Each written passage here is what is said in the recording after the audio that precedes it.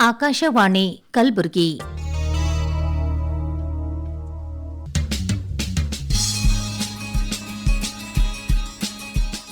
ಹೊಸ ಓದು ಪುಸ್ತಕ ಪರಿಚಯದ ಸಾಪ್ತಾಹಿಕ ಕಾರ್ಯಕ್ರಮ.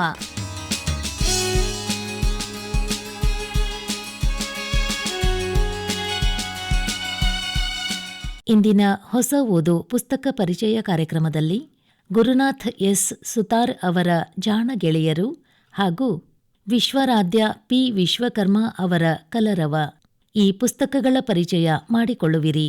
ಪುಸ್ತಕಗಳನ್ನು ಪರಿಚಯಿಸುತ್ತಾರೆ ಗೋದಾವರಿ ತುರಂಗ್. ಜಾಣಗೆಳೆಯರು ಗುರುನಾಥ್ ಶ್ರೀ ಸುತಾರ್ ಅವರ ಲೇಖನಿಯಿಂದ ಮೂಡಿಬಂದಿರುವ ಮಕ್ಕಳ ಕಥೆಗಳ ಕೃತಿಯಾಗಿದೆ. ಈ ಕೃತಿಯು ಸುತಾರ್ ಪ್ರಕಾಶನ ಹುಳ್ಯಾಳ್ ಇವರ ಪ್ರಕಾಶನದಲ್ಲಿ ಮುದ್ರಣಗೊಂಡಿದೆ. ಪ್ರಕಾಶಕರು ಗುರುನಾಥ್ ಶ್ರೀ ಸುತಾರ್. ಈ ಪುಸ್ತಕದ ಮುಖಬೆಲೆಯು 125 ರೂಪಾಯಿಗಳು. ಈ ಕೃತಿಯು ಅನೇಕ ಮಕ್ಕಳ ಕಥೆಗಳನ್ನು ಒಳಗೊಂಡ ಒಂದು ಸುಂದರವಾದ ಕಥಾ ಸಂಕಲನವಾಗಿದೆ. ಈ ಕೃತಿಯ ಮುನ್ನುಡಿಯನ್ನು ಮಕ್ಕಳ ಸಾಹಿತಿಗಳಾದ ಡಾಕ್ಟರ್ ತಯಬ್ ಅಲಿ ಹೊಂಬಳ್ ಅವರು ಬರೆದಿದ್ದಾರೆ. ಇದರ ಬೆನ್ನುಡಿಯನ್ನು ಖ್ಯಾತ ಸಾಹಿತಿಗಳು ಹಾಗೂ ಕಥೆಗಾರರು ಆಗಿರುವ ಡಾಕ್ಟರ್ ಬಸು ಬೇವಿನಗಿಡದ ಅವರು ಬರೆದಿದ್ದಾರೆ. ಈ ಕೃತಿಯನ್ನು ಲೇಖಕರು ಪರಮಪೂಜ್ಯ ಶ್ರೀ ಸಿದ್ದೇಶ್ವರ ಮಹಾಸ್ವಾಮಿಗಳಿಗೆ ಸಮರ್ಪಿಸಿದ್ದಾರೆ. ಈ ಕೃತಿಯ ಮೊದಲನೆಯ ಕಥೆಯು ಕೈ ಸ್ವಚ್ಛವಾಗಿ ಇಟ್ಟುಕೊಳ್ಳೋಣ ಎನ್ನುವ ಕಥೆಯ ಮೂಲಕ ಪ್ರಾರಂಭವಾಗುತ್ತದೆ. ಒಂದು ಪುಟ್ಟ ದೇಶದಲ್ಲಿ ಒಬ್ಬ ಕಳ್ಳನು ಒಂದು ಮನೆಯಲ್ಲಿ ಕಳ್ಳತನ ಮಾಡಿದನು. ರಾಜಭಟ್ಟರು ಕಳ್ಳತನ ಮಾಡಿದ ಕಳ್ಳನನ್ನು ಬಂಧಿಸಿ ತರುತ್ತಾರೆ.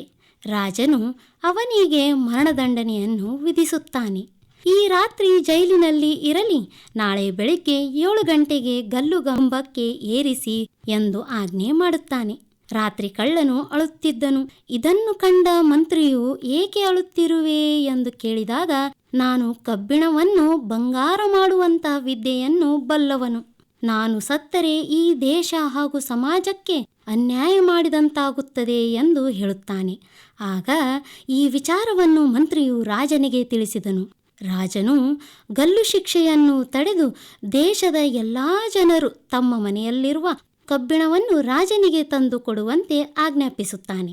ಅದರಂತೆ ಊರಿನಲ್ಲಿರುವ ಜನರೆಲ್ಲರೂ ತಮ್ಮ ಮನೆಯಲ್ಲಿರುವ ಕಬ್ಬಿಣದ ವಸ್ತುಗಳನ್ನು ತಂದು ಒಂದು ಕಡೆ ಸಂಗ್ರಹಿಸಿ ಇಡುತ್ತಾರೆ. ಆಗ ಕಳ್ಳನನ್ನು ಕರೆಸಿ, ಈಗ ನೀನು ಈ ಕಬ್ಬಿಣವನ್ನು ಬಂಗಾರ ಮಾಡು ಎಂದು ಆದೇಶಿಸುತ್ತಾನೆ. ಕಳ್ಳನು, ಮಹಾರಾಜ, ನನ್ನಲ್ಲಿ ಒಂದು ಹಣ್ಣು ಇದೆ. ಈ ಹಣ್ಣಿನ ರಸವನ್ನು ಈ ಕಬ್ಬಿಣದ ಮೇಲೆ ಹಾಕಿದರೆ ಅದು ತಕ್ಷಣವೇ ಬಂಗಾರವಾಗುತ್ತದೆ. ಆದರೆ ಹಾಕುವವರ ಕೈ ಸ್ವಚ್ಛವಿರಬೇಕು. ನಾನು ಅನೇಕ ಮನೆಗಳನ್ನು ಕಳ್ಳತನ ಮಾಡಿ ನನ್ನ ಕೈ ದೂಷಿತವಾಗಿದೆ. ಯಾರಾದರೂ ಒಬ್ಬರು ಈ ಹಣ್ಣಿನ ರಸವನ್ನು ಕಬ್ಬಿಣದ ಮೇಲೆ ಸುರಿಯಿರಿ ಎಂದು ವಿನಂತಿಸಿದನು. ರಾಜರು ಊರಿನಲ್ಲಿರುವ ಜನತೆಗೆ ಹೇಳಲು ಜನರು ಯಾರೂ ಮುಂದೆ ಬರಲಿಲ್ಲ. ಮಂತ್ರಿಗೆ ರಸವನ್ನು ಸಿಂಪಡಿಸಲು ಹೇಳಿದಾಗ ಮಂತ್ರಿಯೂ ಕೂಡ ನನ್ನ ಕೈಯೂ ಸಹ ಬೇರೆಯವರ ಹಣವನ್ನು ತೆಗೆದುಕೊಂಡು ಮಲಿನವಾಗಿದೆ ಎಂದು ದೂರು ಸರಿದನು.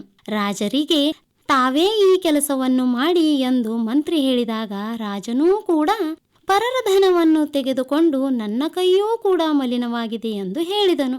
ಆಗ ಕಳ್ಳನು ಈ ರೀತಿಯಾಗಿ ಹೇಳುತ್ತಾನೆ, ಮಹಾರಾಜರೇ, ತಮ್ಮೆಲ್ಲರ ಕೈಗಳು ಸ್ವಚ್ಛವಿರದಿದ್ದರೂ ಇಷ್ಟೊಂದು ಸುಖಭೋಗದಲ್ಲಿ ಇದ್ದೀರಿ, ನನಗೆ ಮಾತ್ರ ಏಕೆ ಶಿಕ್ಷೆ ಎಂದು ವಿನಮ್ರವಾಗಿ ಪ್ರಶ್ನಿಸುತ್ತಾನೆ. ಕೂಡಲೇ ಮಹಾರಾಜರಿಗೆ ಜ್ಞಾನೋದಯವಾಗಿ ಕಳ್ಳನಿಗೆ ವಿಧಿಸಿದ್ದ ಗಲ್ಲು ಶಿಕ್ಷೆಯನ್ನು ರದ್ದುಪಡಿಸುತ್ತಾನೆ. ನಾವು ಜೀವನದಲ್ಲಿ ಯಾರಿಗೇ ಆಗಲಿ ಉಪದೇಶ ಅಥವಾ ಮಾರ್ಗದರ್ಶನ ನೀಡಬೇಕಾದರೆ ನಮ್ಮ ನಡೆ ಹಾಗೂ ನುಡಿಗಳು ಕೂಡ ಎಷ್ಟು ಪವಿತ್ರವಾಗಿರಬೇಕು ಎಂಬುದರ ಮೇಲೆ ಈ ಕಥೆಯು ಬೆಳಕು ಚೆಲ್ಲುತ್ತದೆ. ಮುಂದುವರೆದು, ಬುದ್ಧಿ ಕಲಿಸಿದ ಬಾಲಕ, ತನ್ನ ಸಾಧನೆಗೆ ಹೆಮ್ಮೆ ಪಟ್ಟ ಭಿಕ್ಷುಕ, ನಲಿವಿಗೆ ಬುದ್ಧಿ ಬಂತು ಎಂಬ ಕಥೆಗಳು ಮಕ್ಕಳಿಗೆ ನೀತಿ ಪಾಠವನ್ನು ಕಲಿಸುತ್ತವೆ. ಸಹೋದರರಂತೆ ಬದುಕಿದ ಗೆಳೆಯರು ಕಥೆಯಲ್ಲಿ ರಮೇಶ್ ಮತ್ತು ಮಹೇಶ್ ರ ಗೆಳೆತನ ನೋಡಬಹುದು. ಮಹೇಶ್ ತುಂಬಾ ಬಡ ಕುಟುಂಬದ ಬಾಲಕನಾಗಿದ್ದನು. ರಮೇಶನು ಶ್ರೀಮಂತರ ಮನೆಯ ಬಾಲಕನಾಗಿದ್ದನು. ಮಹೇಶನ ಬಡತನದ ಸ್ಥಿತಿಯನ್ನು ರಮೇಶನು ತನ್ನ ತಾಯಿಗೆ ತಿಳಿಸಿದಾಗ ರಮೇಶನ ತಾಯಿಯು ಮಹೇಶನ ತಾಯಿಗೆ ನನ್ನ ಮಗನಂತೆ ನಿನ್ನ ಮಗನ ಶ್ರೀಮಂತರ ಮಗನಂತೆ ಶಾಲೆಗೆ ಹೋಗುತ್ತಾನೆ. ಅವನೆಲ್ಲ ಜವಾಬ್ದಾರಿ ನನ್ನ ಮೇಲಿರಲಿ ಎಂದು ಹೇಳುತ್ತಾಳೆ. ಅಂದಿನಿಂದ ಮಹೇಶ್ ಮತ್ತು ರಮೇಶ್ ಇಬ್ಬರು ಸಹೋದರರಂತೆ ಜೀವಿಸುತ್ತಾರೆ. ವೃದ್ಧರು ಹಾಗೂ ಅನಾಥರ ಸೇವೆ ಎಂಬ ಕಥೆಯಲ್ಲಿ ಗುರುಕುಲದಲ್ಲಿ ಓದುತ್ತಿರುವ ವಿದ್ಯಾರ್ಥಿಗಳಿಗೆ ಗುರುಗಳು ಒಂದು ದಿನ ಹಣ್ಣು ಮತ್ತು ಉಂಡೆಯನ್ನು ಕೊಟ್ಟು ಯಾರೂ ಇಲ್ಲದ ಸ್ಥಳದಲ್ಲಿ ತಿಂದು ಬನ್ನಿ ಎಂದು ಹೇಳುತ್ತಾರೆ. ಒಬ್ಬ ಬಾಲಕನು ಮರದ ಕೆಳಗೆ ವೃದ್ಧ ದಂಪತಿಗಳು ಹಸಿವಿನಿಂದ ಅಳುತ್ತಿರುವುದನ್ನು ಕಂಡು ತನ್ನಲ್ಲಿರುವ ಹಣ್ಣು ಮತ್ತು ಉಂಡೆಯನ್ನು ಕೊಟ್ಟು ಬರುತ್ತಾನೆ. ಈ ವಿಚಾರವನ್ನು ತಿಳಿದ ಗುರುಗಳು ಸಂತುಷ್ಟರಾಗುತ್ತಾರೆ. ಎಲ್ಲರೂ ವೃದ್ಧರು ಹಾಗೂ ಅನಾಥರ ಸೇವೆ ಮಾಡಬೇಕು ಎಂಬ ನೀತಿಯು ಈ ಕಥೆಯಿಂದ ತಿಳಿದು ಬರುತ್ತದೆ. ಛಲಗಾರ್ತಿ ಅಜ್ಜಿ ಎಂಬ ಕಥೆಯಲ್ಲಿ ಯಮುನವ್ವ ಎಂಬ 90 ವರ್ಷದ ಅಜ್ಜಿ ನೆಲಕ್ಕೆ ಜಾರಿ ಬಿದ್ದು ತನ್ನ ಕಾಲಿನ ಸ್ವಾಧೀನವನ್ನು ಕಳೆದುಕೊಂಡಿದ್ದಳು. ಆದರೂ ಸಹ ಸ್ವಾವಲಂಬಿ ಜೀವನವನ್ನು ಸಾಧಿಸಬೇಕು ಎಂಬ ಹಠ ಉಳ್ಳವಳಾಗಿದ್ದಳು.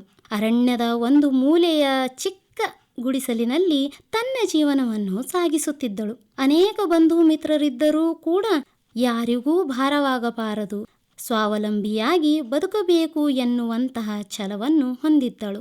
ಮಾನವನ ಜನ್ಮ ಮತ್ತೆ ಮತ್ತೆ ಬರುವುದಿಲ್ಲ, ಬಂದದ್ದು ಅನುಭವಿಸಿ ಶಿವನ ಪಾದ ಸೇರಬೇಕು ಎನ್ನುವ ಅಜ್ಜಿಯ ಮಾತು ತುಂಬಾ ಮಾರ್ಮಿಕವಾದದ್ದು. ಸಂಕಷ್ಟದಲ್ಲಿ ಇದ್ದವರಿಗೆ ಹಾಗೂ ವಯೋವೃದ್ಧರಿಗೆ ಸಹಾಯ ಸಹಕಾರ ನೀಡಬೇಕೆಂಬುದನ್ನು ಮಕ್ಕಳೆಲ್ಲರೂ ಬಾಲ್ಯದಲ್ಲಿ ರೂಢಿಸಿಕೊಳ್ಳಬೇಕು ಎಂಬುದನ್ನು ಈ ಕಥೆಯು ಸಾರಿ ಹೇಳುತ್ತದೆ. ಬೈಲು ಬಹಿರ್ದೆಸೆ ಬಂದ್ ಎನ್ನುವ ಕಥೆಯಲ್ಲಿ ಸಾಮಾಜಿಕ ಸ್ವಾಸ್ಥ್ಯ ಹಾಗೂ ಸಮಾಜದ ಆರೋಗ್ಯದ ಕಳಕಳಿಯನ್ನು ನಾವು ಕಾಣಬಹುದಾಗಿದೆ. ಹನುಮನ ಪರಿಸರ ಪ್ರೇಮ, ಮುದ್ದು ನಾಯಿ ಎಂಬ ಕಥೆಗಳು ಓದುಗರಿಗೆ ಸಂತಸವನ್ನು ನೀಡುತ್ತವೆ. ಜಾಣಕಾಗೆ ಕಥೆಯಲ್ಲಿ ಕಾಗೆಯ ಜಾಣ್ಮೆಯನ್ನು ಕಾಣಬಹುದಾಗಿದೆ. ಸಾಧನೆಗೆ ಸಂದ ಗೌರವ ಎಂಬ ಕಥೆಯಲ್ಲಿ 75 ವರ್ಷದ ಶಿವನವ್ವ ಕೇವಲ 3ನೇ ತರಗತಿ ಓದಿದ್ದಳು. ಬಡತನದ ಜೀವನದಲ್ಲಿದ್ದು ಶಿಕ್ಷಣದಿಂದ ವಂಚಿತಳಾಗಿದ್ದಳು. ಆದರೆ ತನ್ನ ತಾಯಿಯ ಹಾಡುತ್ತಿದ್ದ ಸೋಬಾನೆ, ಬಿಸುಕಲ್ಲು, ಮದುವೆ ಹಾಡು, ಒಳಕಲ್ಲು ಪೂಜೆ ಹಾಡು ಹಾಗೂ ರಾಶಿ ಮಾಡುವಾಗ ರೈತರು ಹಾಡು ಹಂತಿ ಪದಗಳನ್ನು ಕೇಳಿ ಕಂಠಪಾಠ ಮಾಡುತ್ತಿದ್ದಳು. ಈ ಹಾಡುಗಳನ್ನೆಲ್ಲ ಅನೇಕ ಪುರಾಣ, ಪ್ರವಚನ, ಭಜನೆ ಕಾರ್ಯಕ್ರಮಗಳಲ್ಲಿ ಹಾಡುತ್ತಿದ್ದಳು. ಆಕೆಯ ಹಾಡುಗಳಿಂದ ಜನರೆಲ್ಲ ಸಂತಸ ಪಡುತ್ತಿದ್ದರು. ಹೀಗಾಗಿ ಕರ್ನಾಟಕ ಜಾನಪದ ಅಕಾಡೆಮಿಯು ಜಾನಪದ ಹಾಡುಗಾರ್ತಿ ಎಂಬ ಗುರುತಿಸಿ 2022ನೇ ಸಾಲಿನ ಪುರಸ್ಕಾರವನ್ನು ನೀಡಿ ಗೌರವಿಸಿದೆ.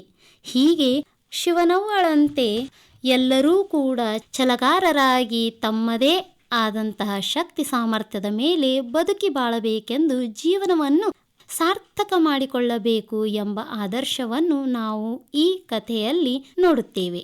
ಸ್ವಾರ್ಥ ಭಾವ ಬಿಡೋಣ ಎಂಬ ಕಥೆಯಲ್ಲಿ ಧರ್ಮಾವತಿ ಎಂಬ ಪಟ್ಟಣಕ್ಕೆ ಸರ್ಕಾರದಿಂದ ದನ ಕರುಗಳ ಕುಡಿಯುವ ನೀರಿಗಾಗಿ ಒಂದು ಕೆರೆ ಮಂಜೂರಾಗಿರುತ್ತದೆ. ಊರಿನ ಒಂದು ಗುಂಪಿನ ಜನರು ಕೆರೆಯನ್ನು ನಿರ್ಮಿಸೋಣವೆಂದರೆ ಇನ್ನೊಂದು ಗುಂಪಿನ ಜನರು ಮನೆಗಳನ್ನು ಕಟ್ಟೋಣ ಎಂದು ಹಠ ಮಾಡುತ್ತಾರೆ. ಯಾವುದು ಇತ್ಯರ್ಥಪಡಿಸಲು ಸಾಧ್ಯವಾಗದ ಕಾರಣ ಸರ್ಕಾರ ಕೆರೆ ನಿರ್ಮಾಣ ಮಾಡುವುದನ್ನು ತಡೆ ಹಿಡಿಯುತ್ತದೆ.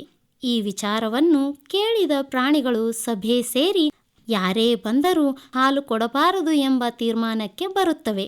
ಈ ಜನ ಎಲ್ಲ ತಮಗೆ ಬೇಕು ಎನ್ನುತ್ತಾರೆ. ನಮಗೆ ಕುಡಿಯುವ ನೀರಿಲ್ಲ, ನಮ್ಮ ವೇದನೆ ಅರ್ಥವಾಗುತ್ತಿಲ್ಲ ಎಂದು ಹೋರಾಟ ಮಾಡುತ್ತವೆ. ಕೆರೆಯನ್ನು ಕಟ್ಟಿಸಿದ ನಂತರ ಪ್ರಾಣಿಗಳೆಲ್ಲ ಹಾಲು ಕೊಡುತ್ತವೆ. ಮನುಷ್ಯನು ತನ್ನ ಸ್ವಾರ್ಥ ಭಾವವನ್ನು ಬಿಟ್ಟು ಸಕಲ ಚರಾಚರ ಜೀವಿಗಳ ಒಳಿತನ್ನು ಬಯಸಬೇಕು ಎಂಬುದೇ ಈ ಕಥೆಯಿಂದ ತಿಳಿಯುತ್ತದೆ. ಉಳಿತಾಯದ ಗುಣ, ಧೈರ್ಯವೇ ಮುಖ್ಯ, ಬದುಕ ಮೌಲ್ಯ ಅರಿಯೋಣ ಎನ್ನುವಂತಹ ಕಥೆಗಳು ಅತ್ಯಂತ ಮಾರ್ಮಿಕವಾಗಿ ನೀತಿಯನ್ನು ಬೋಧಿಸುತ್ತವೆ. ಒಟ್ಟಿನಲ್ಲಿ ಈ ಪುಸ್ತಕದಲ್ಲಿರುವಂತಹ ಎಲ್ಲ ಕಥೆಗಳು ಒಂದೊಂದು ನೀತಿ ಕಥೆಗಳಾಗಿವೆ. ಮಕ್ಕಳ ಮನಸ್ಸಿಗೆ ಹಿತವಾಗಿವೆ. ಮಕ್ಕಳನ್ನು ಸನ್ಮಾರ್ಗದಲ್ಲಿ ನಡೆಸಲು ಈ ಕಥೆಗಳು ಅತ್ಯಂತ ಉಪಯುಕ್ತವಾಗಿವೆ. ಏಕೆಂದರೆ ಇಂದಿನ ಮಕ್ಕಳೇ ನಾಳಿನ ಪ್ರಜೆಗಳು. ನಾಳಿನ ಪ್ರಜೆಗಳು ಅತ್ಯಂತ ಪ್ರಜ್ಞಾವಂತರು, ಕ್ರಿಯಾಶೀಲರು ಹಾಗೂ ದಾನ ಧರ್ಮ ತ್ಯಾಗ ನ್ಯಾಯ ನೀತಿ ಸಹಾಯ ಸಹಕಾರ, ಪ್ರೀತಿ, ಕರುಣೆ ಎಲ್ಲ ಮನೋಭಾವಗಳನ್ನು ಬೆಳೆಸಿಕೊಂಡು ಜೀವನವನ್ನು ಉತ್ತಮಗೊಳಿಸಿಕೊಳ್ಳಲು ಈ ಕಥೆಗಳು ಸ್ಫೂರ್ತಿದಾಯಕವಾಗಿವೆ. ಕಲರವ ಕವನ ಸಂಕಲನವು ವಿಶ್ವರಾಧ್ಯ ಪಿ ವಿಶ್ವಕರ್ಮ ಅವರ ಲೇಖನಿಯಿಂದ ಮೂಡಿಬಂದ ಒಂದು ಸುಂದರ ಕವನಗಳ ಸರಮಾಲೆಯಾಗಿದೆ. ಈ ಕವನ ಸಂಕಲನದಲ್ಲಿ ಒಟ್ಟು 60 ಕವನಗಳಿವೆ. ಈ ಕವನ ಸಂಕಲನವನ್ನು ಮಹಾತ್ಮ ಅಯ್ಯಪ್ಪಯ್ಯ ಪ್ರಕಾಶನ ಸಂಸ್ಥೆ ಇವರು ಹೊರತಂದಿದ್ದಾರೆ. ಈ ಪುಸ್ತಕದ ಮುಖಬೆಲೆಯು 120 ರೂಪಾಯಿಗಳು.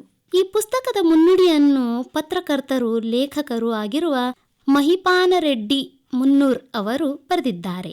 ಇದರ ಬೆನ್ನುಡಿಯನ್ನು ಸಾಹಿತಿಗಳಾಗಿರುವ ನರಸಿಂಗರಾವ್ ಹೇಮನೂರ್ ಅವರು ಬರೆದಿದ್ದಾರೆ. ಕವಿಗಳಾದ ವಿಶ್ವಾರಾಧ್ಯ ವಿಶ್ವಕರ್ಮ ಅವರು ಈ ಚೊಚ್ಚಲ ಕವನ ಸಂಕಲನವನ್ನು ತಮ್ಮ ತಂದೆ ತಾಯಿಯವರಾದ ದಿವಂಗತ ಪಂಪಣ್ಣ ವಿಶ್ವಕರ್ಮ ಹಾಗೂ ದೇವಕಿ ಪಿ ವಿಶ್ವಕರ್ಮ ಇವರಿಗೆ ಅರ್ಪಿಸಿದ್ದಾರೆ. ಈ ಕವನ ಸಂಕಲನವು ಸೂರ್ಯೋದಯ ಎಂಬ ಪದ್ಯದಿಂದ ಪ್ರಾರಂಭವಾಗುತ್ತದೆ. ಸೂರ್ಯೋದಯವಾಗುವಾಗ ಸಮಯ ಎಂಥ ಚಂದ, ಸೂರ್ಯನು ಉದಯಿಸುವಾಗ ಕಮ್ಮಾರನ ಕುಲುಮೆಯಲ್ಲಿ ಮಿಂದೆದ್ದ ಕಬ್ಬಿಣದ ಸಲಾಕೆಯಂತೆ ಭಾಸವಾಗುತ್ತದೆ ಎಂದು ವರ್ಣಿಸಲಾಗಿದೆ. ರೈತ ಕವನದಲ್ಲಿ ರೈತ ಭಾರತ ದೇಶದ ಬೆನ್ನೆಲುಬು, ಕೇವಲ ಹೆಸರಿಗೆ ಮಾತ್ರ ವಾಸ್ತವಕ್ಕಲ್ಲ. ರೈತ ಬೆಳೆದ ಬೆಳೆಗೆ ಸರ್ಕಾರ ಬೆಲೆ ಕಟ್ಟುತ್ತದೆ, ಆದರೆ ಕಂಪನಿಯ ಮಾಲೀಕ ತಾನು ಉತ್ಪಾದಿಸಿದ ವಸ್ತುವಿಗೆ ತಾನೇ ಬೆಲೆ ಕಟ್ಟುತ್ತಾನೆ. ಇದೆಂಥ ವಿಪರ್ಯಾಸ! ಬೆಳೆದ ರೈತರಿಗೆ ಸರಿಯಾದ ರೀತಿಯಲ್ಲಿ ಬೆಲೆ ಸಿಗದೆ ಕಂಗಾಲಾಗಿದ್ದಾರೆ ಎಂದು ರೈತರ ಅಳಲನ್ನು ಇಲ್ಲಿ ವರ್ಣಿಸಿದ್ದಾರೆ. ಕಲಿಕಾಲ ಎಂಬ ಕವನದಲ್ಲಿ ತಂದೆ ತಾಯಿಯರು ಅನಾಥಾಶ್ರಮದಲ್ಲಿ, ಗಂಡ ಸ್ಮಾರ್ಟ್ಫೋನ್ನಲ್ಲಿ, ಮಕ್ಕಳು ವಿದೇಶದಲ್ಲಿ, ಮೊಮ್ಮಕ್ಕಳು ವಿಡಿಯೋ ಗೇಮ್ನಲ್ಲಿ, ಗೆಳೆಯ ಗೆಳತಿಯರು ಫೇಸ್ಬುಕ್ನಲ್ಲಿ, ರೈತರು ಸಾಲದ ಸುಳಿಯಲ್ಲಿ, ಶುಭಾಶಯಗಳು ವಾಟ್ಸಪ್ನಲ್ಲಿ, ವಿದ್ಯಾರ್ಥಿಗಳು ಮೋಜು ಮಸ್ತಿಯಲ್ಲಿ, ಹೆಂಡತಿ ಟಿವಿಯಲ್ಲಿ, ಮನೆ ಮಂದಿ ಉಪವಾಸದಲ್ಲಿ ಎಂದು ಕಲಿಯುಗದ ವಾಸ್ತವ ಜೀವನದ ವಿಷಯವನ್ನು ಚಿತ್ರಿಸಿದ್ದಾರೆ. ಸಂಸ್ಕೃತಿ ಎಂಬ ಕವನದಲ್ಲಿ ಸಂತ ಶರಣರ ನಾಡಿದು, ಸುಸಂಸ್ಕೃತರ ಬೀಡಿದು, ವಿಭೂತಿ ಧರಿಸುತ್ತಿದ್ದರು ಅಂದು, ವಿಭೂತಿ ಬದಲಿಗೆ ಪೌಡರ್ ಹಾಕುವರು ಇಂದು. ಯುವತಿಯರು ಧರಿಸುತ್ತಿದ್ದರು ಸೀರೆ, ಬದಲಿಗೆ ಹಾಕುವವರು ಪ್ಯಾಂಟ್ ಶರ್ಟ್ ದುಬಾರಿ. ಕೊರಳಲ್ಲಿ ಇರುತ್ತಿತ್ತು ಪವಿತ್ರವಾದ ಮಾಂಗಲ್ಯ, ಪ್ರಸ್ತುತ ಸಮಾಜದಲ್ಲಿ ಆಗಿದೆ ಸೀರೆ ಮ್ಯಾಚಿಂಗ್ ಮಾಂಗಲ್ಯ ಎಂದು ಬದಲಾದ ಸಂಸ್ಕೃತಿಯನ್ನು ಇಲ್ಲಿ ಬಿತ್ತರಿಸಿದ್ದಾರೆ. ತಮ್ಮ ಮಹಾತ್ಮ ಪೀಠ ಎಂಬ ಕವನದಲ್ಲಿ ಊಹಿಸಲು ಸಾಧ್ಯವಿಲ್ಲ ಮಠದ ಶಕ್ತಿ, ಶ್ರದ್ಧೆ, ಶಿಸ್ತು, ಸಂಯಮದಿಂದ ದುಡಿದರೆ ಸಿಗುವುದು ಮುಕ್ತಿ. ಮಹಾತ್ಮ ಪೀಠದ ಗುರುವೇ, ನಿಮ್ಮ ಸೇವೆಗೆ ನಾ ಬರುವೆ ಎಂದು ಬರೆಯುತ್ತಾ ಮಹಾತ್ಮ ಪೀಠದಲ್ಲಿ ಆಗಿ ಹೋದಂತಹ ಶ್ರೀ ಹಂಪಯ್ಯ ಸ್ವಾಮಿ, ಶ್ರೀ ನಾಗಪ್ಪಯ್ಯ ಸ್ವಾಮಿ, ಶ್ರೀ ಸಿರಸಪ್ಪಯ್ಯ ಸ್ವಾಮಿ ಮಠದ ಮುಕುಟದಂತಿರುವ ರತ್ನತ್ರೇಯರು ಎಂದು ಹಾಡಿ ಹೊಗಳಿದ್ದಾರೆ. ಬದುಕು ಎಂಬ ಕವನದಲ್ಲಿ ಬದುಕಿನಲ್ಲಿ ಅಂದಂತೆ ಬಾಳಲು ನಮ್ಮ ಇಚ್ಛೆಯಲ್ಲ, ಬದುಕು ಒಂದು ಜಟಕಾ ಬಂಡಿ, ಅರಿತು ಬಾಳಲಿ ನೀ ನಡೆ, ಅರಿಯದಿದ್ದರೆ ಬಾಳಿನಲ್ಲಿ ನೀ ಕಡೆ, ಅರಿತರೆ ಬಾಳಲ್ಲಿ ನೀನು ತಿಂದಿ ಸಿಹಿಯಾದ ಉಂಡಿ ಎಂದು ಬದುಕಿನ ಮಹತ್ವವನ್ನು ಇಲ್ಲಿ ಸಾರಿದ್ದಾರೆ. ಪುರಾಣ ಎಂಬ ಪದ್ಯದಲ್ಲಿ ಆಲಿಸಬೇಕು ಪುರಾಣ ಪ್ರವಚನ, ದೂರವಿರಬೇಕು ದುರ್ಜನರ ಕಟುವಚನ. ಪೂರಾ ಪ್ರವಚನ ಆಧ್ಯಾತ್ಮ ಲೋಕದ ಸೂತ್ರಗಳು ಎಂದು ತಿಳಿಸಿದ್ದಾರೆ. ಕಳೆದು ಹೋದ ಸಮಯ ಮತ್ತೆ ಬರುವುದಿಲ್ಲ, ಇಂದು ನಾಳೆ ಆಗದು, ನಾಳೆ ಮತ್ತೆ ಬಾರದು, ಪುರಾಣದಿಂದ ಪುನೀತರಾಗುವ, ಪುರಾಣದಿಂದ ಪಾವನರಾಗುವ ಎಂದು ಪುರಾಣದ ಮಹತ್ವವನ್ನು ಇಲ್ಲಿ ತಿಳಿಸಿದ್ದಾರೆ. ತಮ್ಮ ಕೊನೆ ಪದ್ಯವಾದ ಬಾಲ್ಯ ವಿವಾಹ ಪದ್ಯದಲ್ಲಿ ಬಾಲ್ಯ ವಿವಾಹ ತಡೆಯುವುದು ನಮ್ಮೆಲ್ಲರ ಕರ್ತವ್ಯ. ಸರ್ಕಾರ, ಸಂಘ ಸಂಸ್ಥೆಗಳು ಹಲವು ಯೋಜನೆಗಳು ಜಾರಿಗೆ ತಂದಿವೆ. ಬಾಲ್ಯ ವಿವಾಹ ಮಾಡುವುದು ಅಪರಾಧ, ಅದಕ್ಕೆ ಬೆಂಬಲಿಸಿದರೆ ಆಗುವುದು ಮಹಾಪರಾಧ. ವಯಸ್ಸಿಗಿಂತ ಮೊದಲೇ ಮಾಡುವುದು ಬಾಲ್ಯ ವಿವಾಹ, ವಯಸ್ಸಾದ ಮೇಲೆ ಮಾಡಬೇಕು ಚಂದದ ವಿವಾಹ ಎಂದು ಹೇಳುತ್ತಾ ಬಾಲ್ಯ ವಿವಾಹವನ್ನು ತಡೆಯಬೇಕೆಂದು ತಿಳಿಸಿದ್ದಾರೆ. ಒಟ್ಟಾರೆಯಾಗಿ ಹೇಳುವುದಾದರೆ ಈ ಕಲರವ ಕವನ ಸಂಕಲನದಲ್ಲಿ ಇರುವ ಎಲ್ಲ ಪದ್ಯಗಳು ಅತ್ಯಂತ ಸುಂದರವಾಗಿವೆ ಹಾಗೂ ವಾಸ್ತವಿಕ ಜೀವನಕ್ಕೆ ತುಂಬ ಹತ್ತಿರವಾಗಿವೆ. ಈ ಕಲರವ ಕವನ ಸಂಕಲನವು ಜಗತ್ತಿನಲ್ಲೇ ತನ್ನ ಕಲರವವನ್ನು ಹರಡಲಿ ಎಂದು ಆಶಿಸುತ್ತೇನೆ. ಇದುವರೆಗೆ ಹೊಸ ಓದು ಪುಸ್ತಕ ಪರಿಚಯ ಕಾರ್ಯಕ್ರಮದಲ್ಲಿ ಗುರುನಾಥ್ ಎಸ್ ಸುತಾರ್ ಅವರ ಜಾಣ ಗೆಳೆಯರು ಹಾಗೂ ವಿಶ್ವರಾಧ್ಯ ಪಿ ವಿಶ್ವಕರ್ಮ ಅವರ ಕಲರವ ಈ ಪುಸ್ತಕಗಳ ಪರಿಚಯ ಮಾಡಿಕೊಂಡಿರಿ. ಪುಸ್ತಕಗಳನ್ನು ಪರಿಚಯಿಸಿದವರು ಗೋದಾವರಿ ತುರಂಗ್.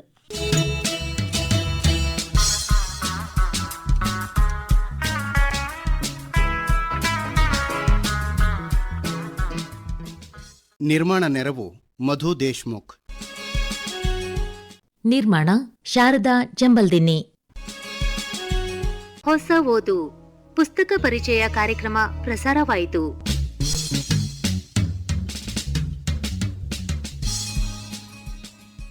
ಇದು ಆಕಾಶವಾಣಿ ಕಲಬುರಗಿ ಕೇಂದ್ರದ ಕೊಡುಗೆ.